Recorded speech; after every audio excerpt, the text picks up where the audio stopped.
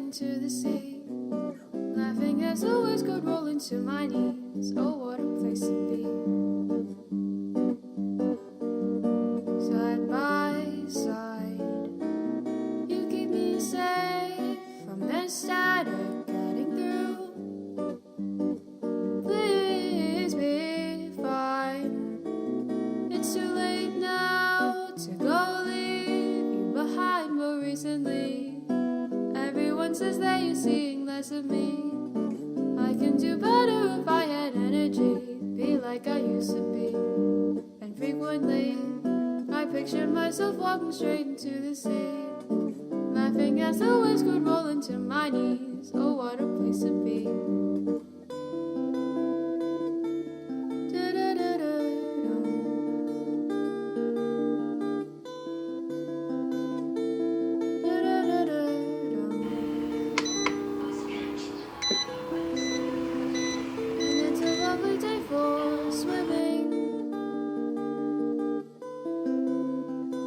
Pretend I didn't see the red flags that said don't go. Cause if a storm like this beginning, I find it for myself and not cause someone told me so.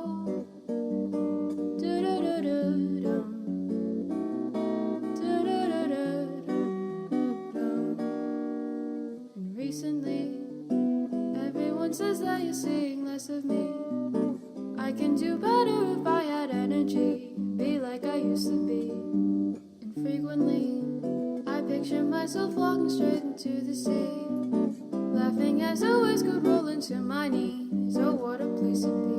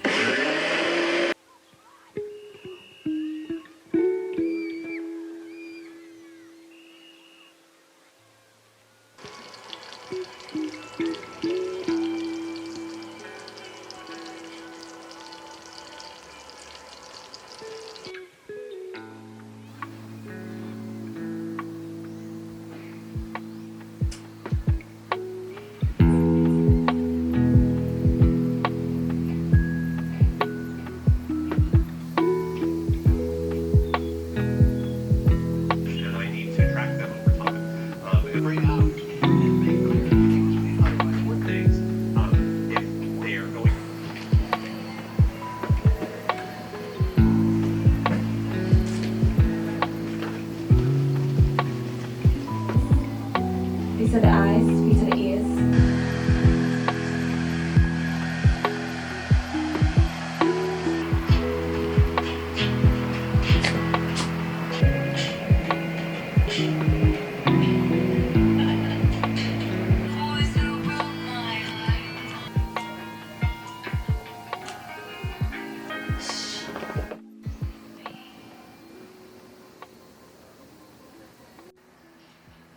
Hey guys, welcome back to my channel, and for today's vlog I really just want to chill like the rest of my clips have been going on, and I really just wanted to talk to you guys about something that I also wanted to hear from someone on the internet, which is ways to cope with compassion fatigue. Now, I am making this video content especially for the vegans, or the transitioning vegans, or the vegans who are big advocates for change around the world. We've all seen the injustices, the crises, political, economic, cultural, and intersectional across the world, and it's undeniable that we all share the same struggle in one way or another. And we've also seen the impact, its impact across the social class pyramid. This is especially difficult for vegans or advocates of climate change or change in general, because, when you've been fighting for so long, or if you've seen so many injustices and issues across the world, that maybe before the pandemic started, when the pandemic happened, it became like, okay, what's the point? Like, what's the point of fighting to help other people when there are still just so many people who are promoting the injustices and oppression. It's just, it's draining and exhausting, and sometimes you just forget who you are and forget what you're fighting for and forget why you want to exist. I know. It's like a circle where you experience sudden awareness about the world, and then you feel, okay, I'm gonna do something about it, but what are my steps? So you focus on your strengths and you convert your weakness into strengths. And then when the action is being implemented, you become vigilant at the same time, learn a lot of things, and eventually conceptualize what are the action steps that you want to improve so you could nurture more of the people that you care about, or the advocacies. And then when you evaluate those, you generate more ideas. But then there's the pandemic. So really, it's like the universe is somehow telling us to just stop trying and forget about it, and just not care anymore and stay unbothered. But that's actually more of like enabling. So the trick is to not stay unbothered, but to take care of ourselves. What we're actually experiencing nowadays is compassion fatigue. It is actually a condition where the signs are anger, apathy, isolation, negativity, and physical exhaustion or fatigue. Now, these signs are just the general signs, but what happens really inside our heads, there's just more struggles that comes with it inside our head. So today I'm going to share to you guys 5 ways to cope with compassion fatigue. Now, for those of you who don't practice this yet, this is so easy if you get to know the main principle, and that is self-care. Self-care is not a $20 bath bomb or a trip to Maldives or mani-pedi. Self-care is nurturing your unmet needs. It is also focusing on the things that are at present that you need to take care of. So when you take care of someone, for instance, you assess what they actually need, right? Before doing something with them. For example, they're hungry, or they feel unsafe, or they feel like they don't belong to something or to a group, or they don't feel like they are fulfilled with the things that they do. Those are the basic common needs that we have. You see the hierarchy of needs by Abraham Maslow. So that's basically self-care. You are trying to nurture what you need. Just in general, it doesn't have to be expensive or a luxury. Now, let's move to number 2. Number 2 is set emotional boundaries. Now, when I say this, it's kind of like difficult for people who have difficulty in saying no. But the trick here is to imply that you're saying no by telling them that you are working on something. It's not making an excuse, okay? It's just more of like you are focused more on the intention of saying no. So let's say, for example, someone sends you news or feedback about some issue, may it be personal or social. And then because you're tending to your own needs, you don't tell them to, hey, don't show me news, or don't tell me about a particular issue. Instead, tell them that you are focused or prioritizing something else that is personal. So again, more on your intentions, not on saying no directly, because somehow it can be taken personal, and we don't want that. Third is find and build a social support network. So when I say this is actually hard for me as well.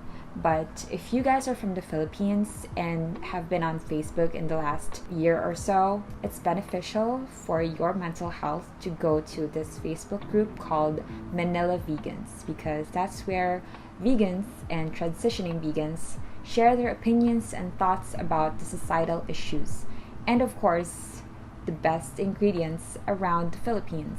But if you're outside of the Philippines, of course, you can find a network where, you feel like you belong, and you can share your thoughts safely and in a very understanding and empathetic manner. Number 4 is de-stress. Everyone has their own definition of. I myself, since this is my strength, I de-stress by writing journals and talking to people or just listening to music.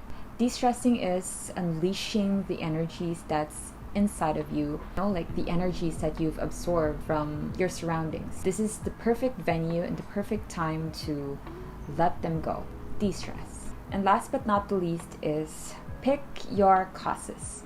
Now, when we say pick your causes, it's not just randomly picking whatever that you feel like you wanted to talk about. It's somehow a process. Now, I recently, just about a few months ago, I learned this from a very good content creator named lianna. I learned from her how to actually motivate yourself and build that confidence in you when you're trying to figure out your advocacy. In a nutshell, picking your causes or your advocacies and your intentions is trying to study or strategizing from your own values.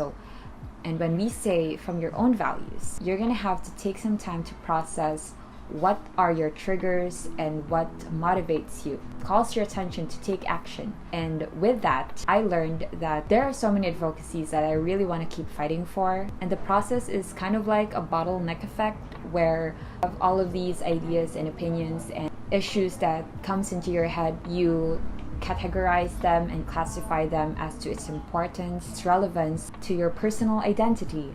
So in some way, you are defining who you are, your values and principles, yourself. And that said, you find your strategies on how to address all these issues that's been bothering you, so you don't have to deal or prolong the agony of compassion fatigue.